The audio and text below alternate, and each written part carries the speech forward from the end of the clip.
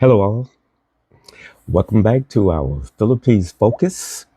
And I'm just going to do my commentary take.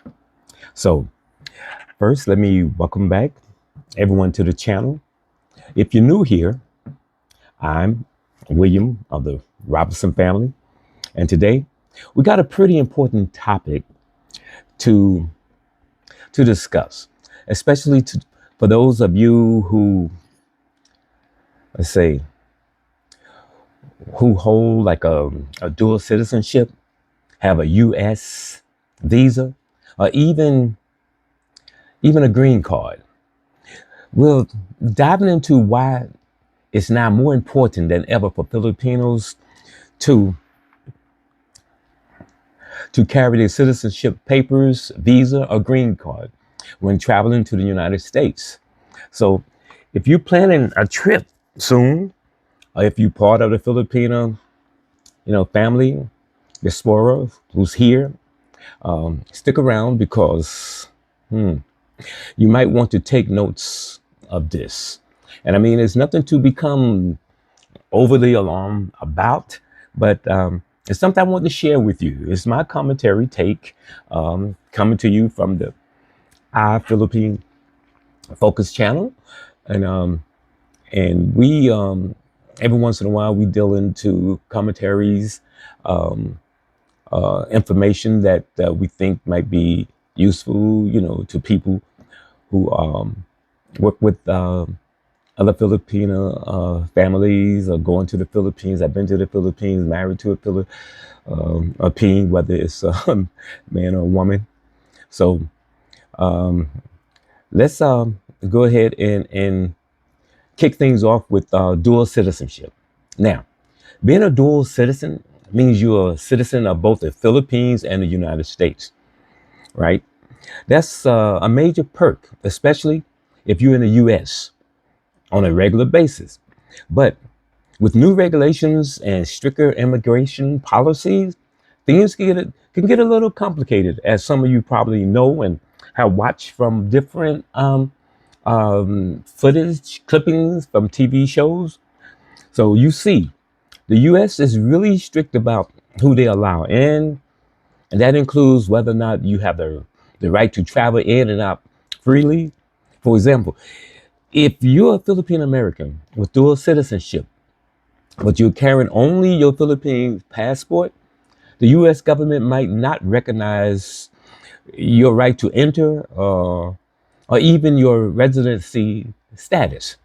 They could even treat you as just a tourist, depending on your paperwork. So if you don't carry your U.S. documents, like a copy of it, like your U.S. passport, visa, a green card, you might be stopped, delayed, or even denied entry into the country. And this could cause serious delays, especially if you're traveling for business or urgent family matters. Um, the point here is having all your citizenship papers handy ensures that your entry into the U.S. goes smoothly, and you avoid any misunderstanding because it could happen. And usually with me, when I go through from having a football injury, uh, I I'm hesitated. Scream over and over with that. What's that? The zap gun or the detective gun? Because of old football injury that I had the surgery on. So I know about being delayed and God trying to hurry up and get out. Go ahead with my family. So so that's something. Just please keep in mind about uh, you know keeping it with you. Now, for those who don't hold a U.S. passport but do have a U.S. visa, this one's for you. In recent years, the U.S. has been tightening its immigration policies. Um, Things like visa overstays and documentation errors have been under increased scrutiny. It's always been important to carry your visa. But now, I would say more than ever, in my opinion, you want to ensure you have it readily available when traveling. For instance, a lot of Filipino travel may show up in the airport without a clear understanding of their visa status, or worse, they forget to bring the necessary document uh, when um, when talking about something as simple. And we're talking about something, excuse me, as simple as not having the physical visa stamp on hand. While you may have all the information digitally, some officers are still very old school about needing a paper document to avoid delays. So some might accept the digital. I mean, we are in year 2025, but again, some might be old school. Plus, some travelers may forget to check if their visa is still valid before they travel. That's a good point. So please make sure you adhere to that. So we're trying to make sure you don't have a lot of delays and misunderstanding. Um, Now imagine you get to immigration and they ask for proof of your visa status. If you don't have it, you're looking at extra questioning, paperwork, and maybe even the potential for your entry to be delayed.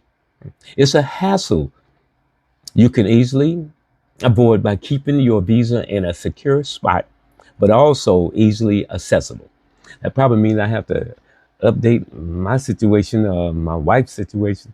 So, but I believe this is a good point when you're talking about your visa. So please, take notes.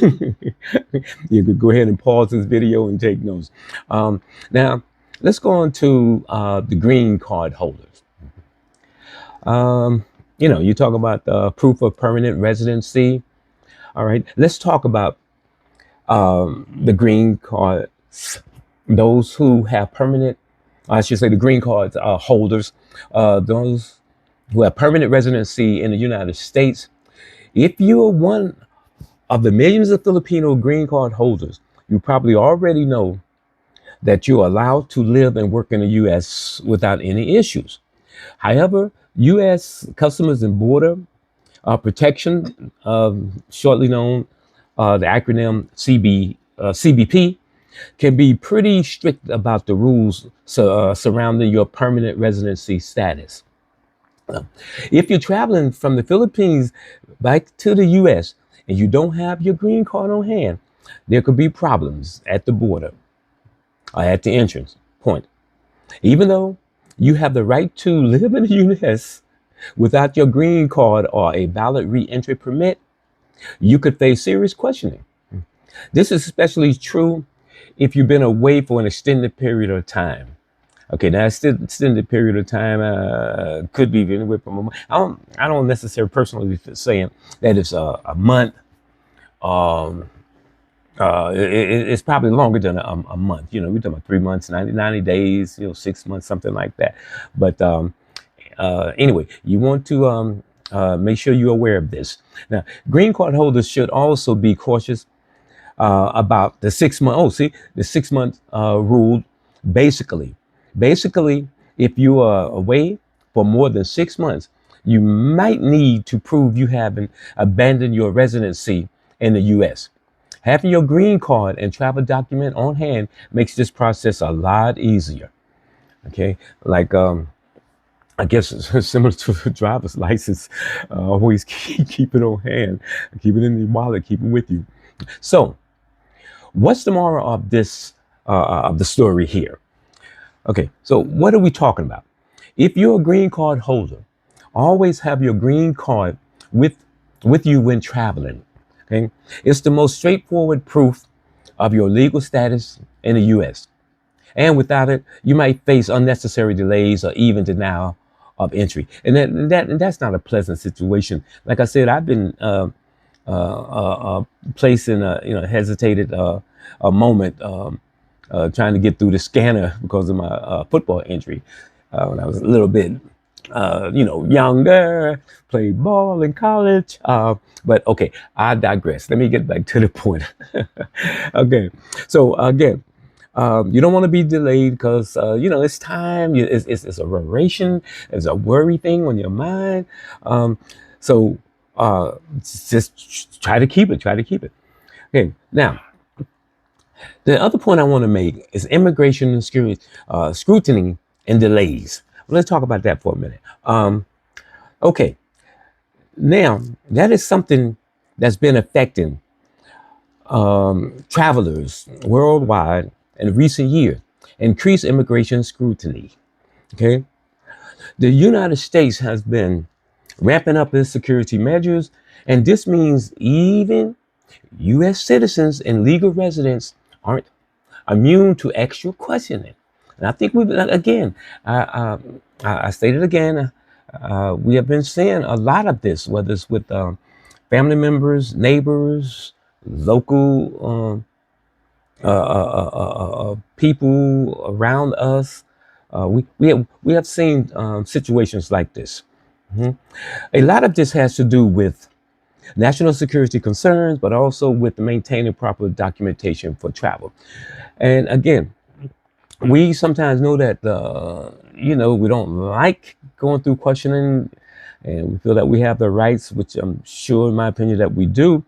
But we all sometimes run into those type of situations. So we just want to make sure that we, I guess, we have the things that's going to prove what we need to prove in a particular situation. Okay, so let's face it. When you arrive in the U.S. port entry, you would likely face questions like, "What's the purpose of your visit?" Or, "How long do you intend to stay?"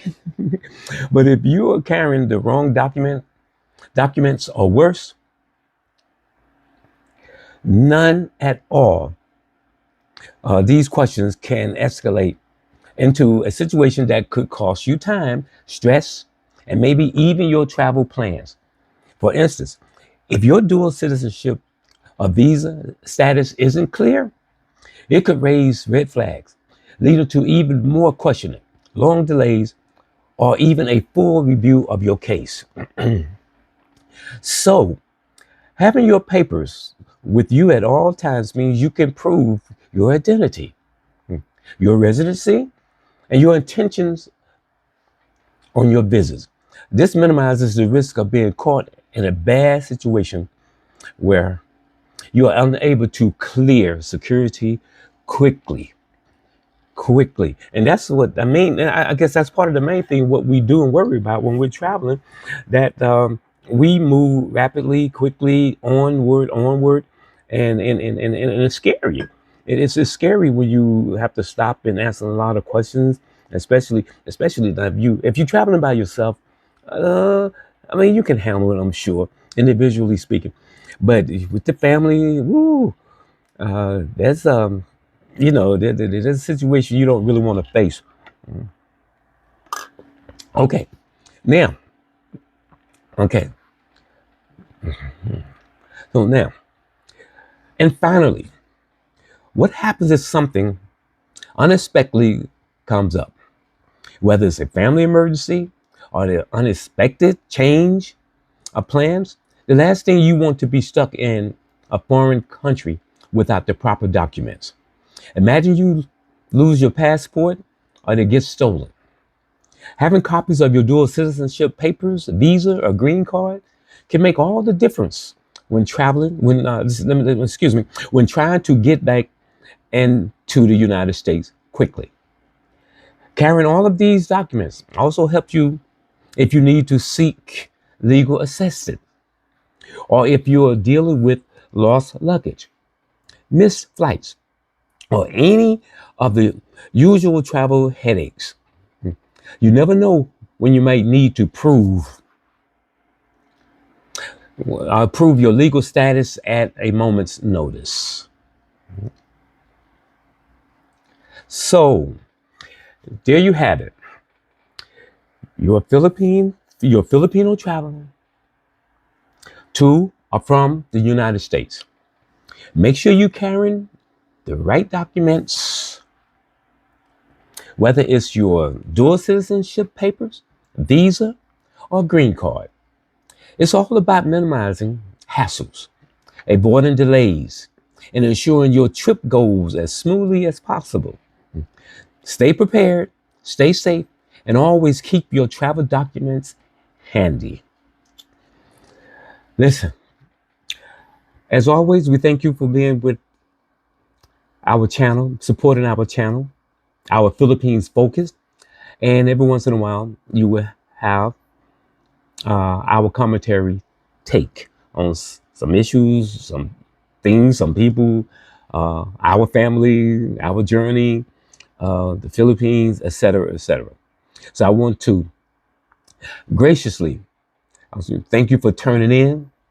And if you have found this video helpful, don't forget to hit that like button and subscribe for more tips and travel advice. And in addition to other things we try to bring to our channel. And I know you hear it all the time. Please subscribe, click the button, hit the like, do the share, and having a channel too, trying to grow it more and more. And we have been doing well, quite well. Thank you, thank you, thank you, thank you. But we like to continue on, So we're gonna be like all the others. Please subscribe. Please stay to the end of this video, which if you got this far, you have. So we're good. Also, drop a comment if you ever had a weird experience at the U.S. immigration. You know, we love hearing your stories. So please go ahead and drop a comment and catch you in the next one. Please don't forget. To you and your family, enjoy your day. Bye now.